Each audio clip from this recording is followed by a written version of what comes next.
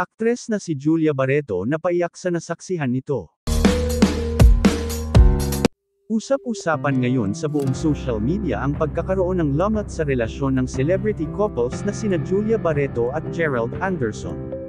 Naging laman kasi ng mga balita at pinag-uusapan ngayon ng mga netizen ang hiwalayan ng dalawa, dahil umano sa natuklasan ng aktres patungkol sa lihim na sekreto ng kanyang boyfriend na si Gerald Anderson, na una ng binulgar ni Claudine Barreto.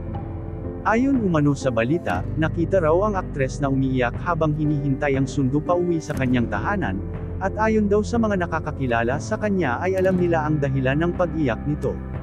Naging usap-usapan kasi na nagkakalabuan ang magkasintahan for obvious reasons, kinumpirma ito ng ilan mga sikat na entertainment news site na hiwalay na ang dalawa. Natuklasan raw ng aktres ang tinatagong lihim ng aktor, na maging ang manager ng aktres ay nalaman ang patungkol dito. Sari-saring mga espekulasyon ang naglabasan patungkol sa hiwalayan ng dalawa, marami ang nanghihinayang sa 6 na taon nilang pagsasama, pero may mga umaasa pa rin na sana magkaayos pa ang dalawa, lalo na ang mga solid supporters ni Julia at Gerald, sana raw ay malagpasan nila ang matinding hamon at pagsubok sa kanilang relasyon.